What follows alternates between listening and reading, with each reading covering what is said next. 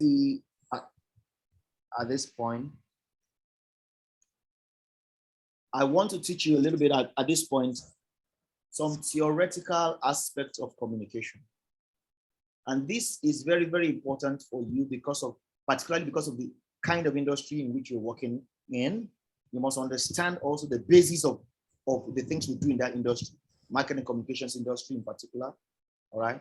But it's also very useful for every other person who's a professional, even outside the marketing communications industry, because essentially every business, even a mom and pop shop, communicates.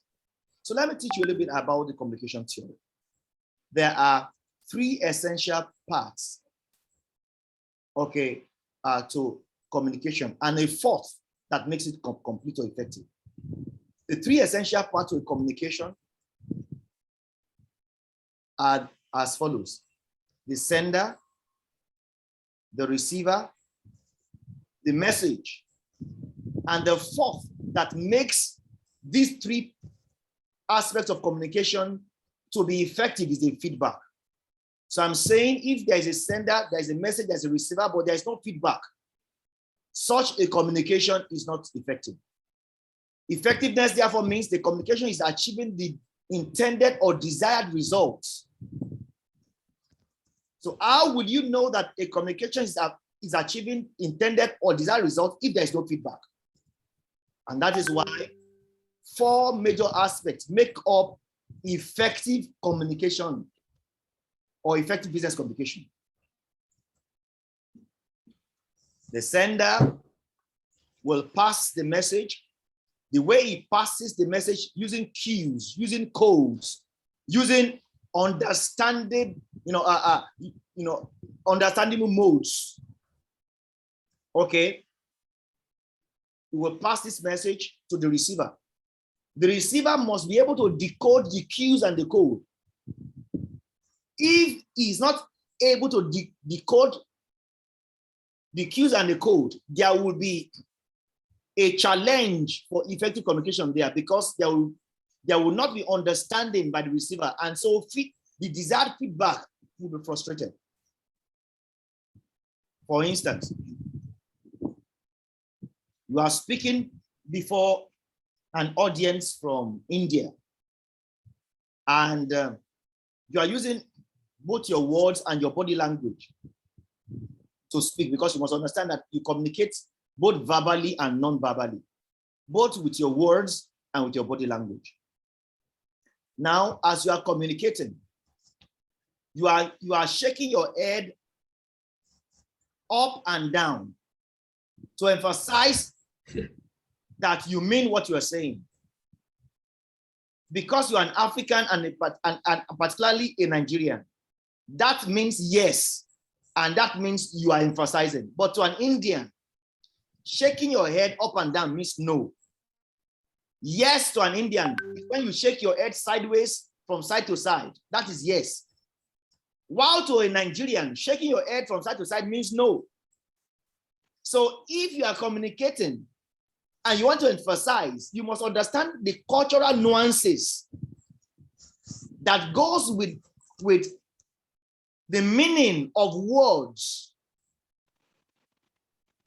in the environment or the culture of the receiver, so that you will use nuances and cues that will be understood by them to mean what you mean.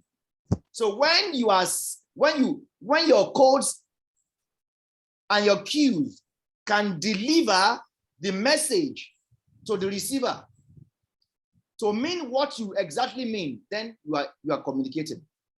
So if, for instance, also you are speaking and you are using grammar above the understanding of your receiver, that is the wrong code. That's another example of a wrong code or a wrong cue. And you will not be able to generate the right feedback because you are speaking above the understanding level of your receiver. So I think it is very, very appropriate at this time for me to emphasize that. You must, as much as possible, understand the demographics, the media habits Demographics in terms of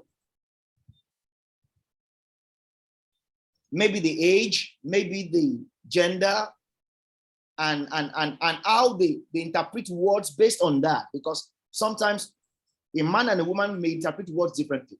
Sometimes based on generational divides. People who are baby boomers, older people may understand use of words different from how some younger people use some vocabularies. So you must understand the demographics of the people you are speaking with and how they interpret words and speak rightly to them. In an organization where we have almost about 3 generations, all working in the same place. You have the generation Z or so, the millennials, you have the generation Y, you have even the baby boomers on your board level. So you must understand that how do I speak to all of them to communicate the right meaning? Because words are not as powerful as the meaning they convey. I repeat, the words you speak or the things you write as communication, they are not as powerful as the meaning they convey. So to convey the right meaning is to have the right feedback and to have effective communication. To convey the right meaning is to have the right feedback and therefore to ensure effective communication. So this is very, very important. This is very, very important. All right. Are we clear about this? Yes, we are, sir. So give me a feedback on what you have learned on communication theory. Understanding audience you're communicating with is key. Okay, very well. Very well. Then the aspects of communication in that theory, what are the aspects? The sender. Yes. The message. Yes. The receiver and get. Good. People may think that they have communicated when you just said sender, message, receiver, but it is not effective. It's not effective communication until the loop is closed with the feedback. Feedback closes the loop, else it will have been a straight line thing. You will notice that even radio stations, in those days, we used to say that radio is a one-way communication, but today it is not. They have put in structures, understanding that for them to have effective communication, there must be kind of feedback. They have put in structures to also have people to phone in. They put in structures that links even Facebook live airing of their show to their radio program. Yes. So it is because they are seeing that communication is not effective when it's one way.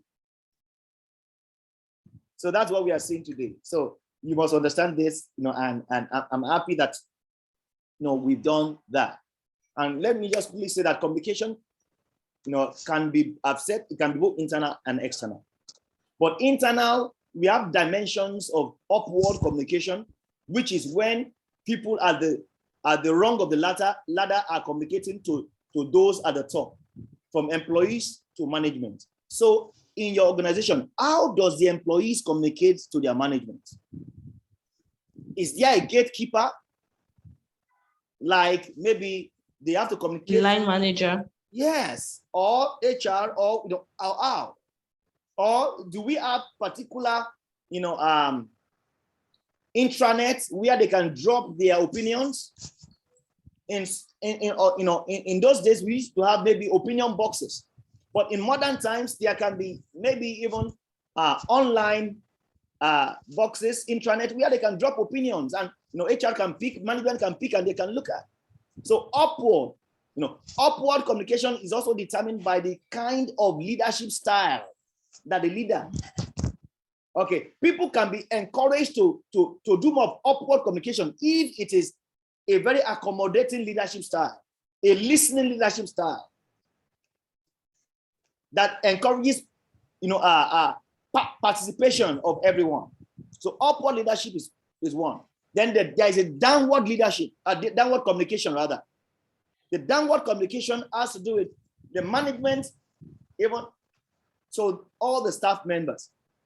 How is it done in the organization? Is it directly to the staff? Is it through their head of departments or head of divisions? Is it through Direct. It's direct? Yes. All right. Okay. So these are all kinds of, then I've told you, you must review and study all these processes. What is working? What is not working? All right. And what can be done better? Also, in terms of the internal, that's why I said communication is like a cross. It's up, it's down, then it is lateral. The lateral means, okay, so as not to have silos around departments. From one department, we can communicate and pass message to another department without any hitch, without any blockage. Finance can communicate to HR, HR to production, production to project management seamlessly. There's a crisscrossing of free information flow. So everyone sees himself as part of the family, part of the company. There is no tough fighting when there is seamless lateral communication. So you understand the three-way flow of communication within an organization. One is what? Up. Internal. Upward. Yeah. The second is what? Internal. There are two major kinds of communication flow. One is internal, one is external. But I'm saying when you're considering internal, you have upward, you have downwards, you have lateral. Okay. Do you understand that? When you're considering internal communication within your organization, there's upward staff to management, there's downward management to staff, and there is lateral staff to staff, department to department, peer to peer, head of department to head of department. Okay, so there is particularly in what we call a matrix organization, where indeed teams have cross-functional members making up teams. Okay, so there is that's the kind of communication I didn't put here. It's a matrix communication. It's matrix. It's not just lateral, it's matrix. How is it matrix? These teams are made up of cross-functional team members. And basically it is because they want to address particular projects. So you have the maybe finance in that team, HR in that team, and so there is a team lead. The team is not necessarily the head of the department. It's just one member to coordinate. So coordination within the matrix setting is different from the structured, hierarchical setting. Do you understand that? Yes. All of these members still have their department and their HODs. But for that project, all of them will report to the team lead, this cross-functional team lead. And such matrix teams are dissolved once the project has ended. I hope you get it. I don't get the last point, sir. I said such project teams are dissolved once the project has been completed. Yes. Okay. All right. So the second major type of communication is the external. For instance, for you as an HR person, who are the kind of people you communicate with externally? Vendors. Vendors, yes. Who else? Some clients. Some clients, yes. Who else? What of statutory bodies? You forgot it? Yes. Now. Who deals with pension? Who deals with HMOs and yes, statutory bodies. Okay. Government bodies, you may have to deal with them along with your finance counterparts. You understand that? Yes. Okay, good. I will want you to give me a recap on the type of communication, before we leave this place. Give me a recap. What have you learned? Types of communication. Internal. Yes. upward, downward, and lateral. Good. Yes, then the external communication. Yes. Okay, then I gave you one that is unique, that is not a structured, the normal kind of communication expected. What did I call that? I call it the matrix kind of communication. Matrix. Matrix organization or matrix teams are cross-functional teams that has representatives of various units and departments. And such teams are formed to address particular challenges, problems, or projects. And such teams are dissolved once the project, the problem, or the assignment has been concluded. And I said such matrix teams have also a project leader who is not necessarily the head of the department to all of them, but is just leading that project. And I did say that such leader and his teams, their role is dissolved and they go back to their individual structured department. Once it's completed. Once yes. it is completed. So don't forget that. All right. Okay. That's awesome. So we have done something on